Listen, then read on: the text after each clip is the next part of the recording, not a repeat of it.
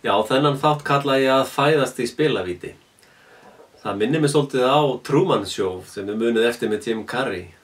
Hann fæddist inn í svona tilbúinn heim sem var búinn til í kringum og svo síðan voru kamerur bara allstaðar. Reyndar er heimurinn okkar þannig, það eru kamerur í þvottavélinn okkar og í ljósaperunum eru hljóðnemar og hugsanlega kamerur. Að við erum í rauninni í svipuðri stöðu þannig. En við erum fædd inn í spilavíti. Það er sem sagt, þið vitið að í spilavíti þá færðu þessa plastpeninga. Þannig að í spilavítinu þeir hafa sitt eigið greiðslukerfi. Og þú notar ekki dollara við borðið eða neitt slíkt. Þú notar þeirra fjárhagskerfi. Nú síðan ferðu á eitt borði, fer kannski rúllettu. Og þið vitið að allir þessi leiki, það er búið að hanna þá með vísindalegri nákvæmni, þannig að þú tapar alltaf.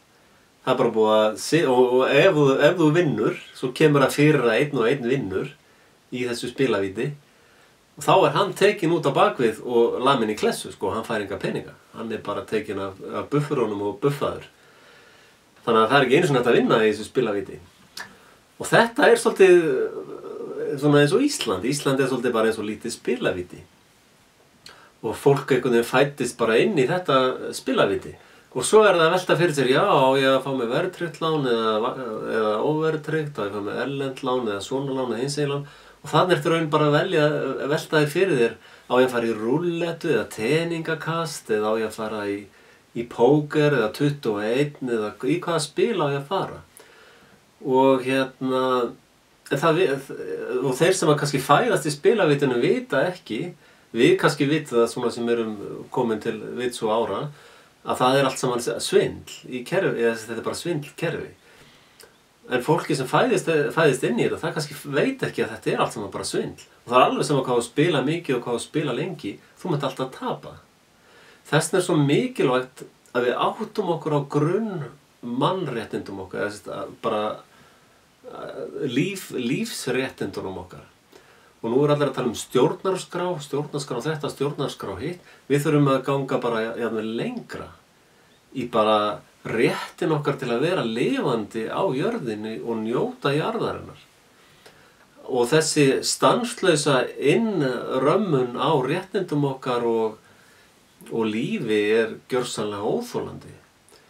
Og við verðum einhvern veginn að geta brotist, fólk verður að geta brotist út úr þessu spilavíti.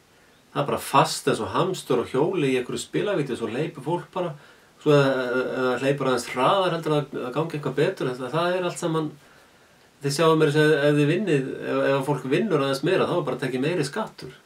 Það er ekki einu sinni réttlætt í því að þú vinnur rosalega mikið og borgir þá bara sama svipaðan skatt alla leiðin upp, eða þess að þú njótir þess að hlaupa hraðar á hlaupahjólinu. Það virðist ekki skipta neinu einasta máli.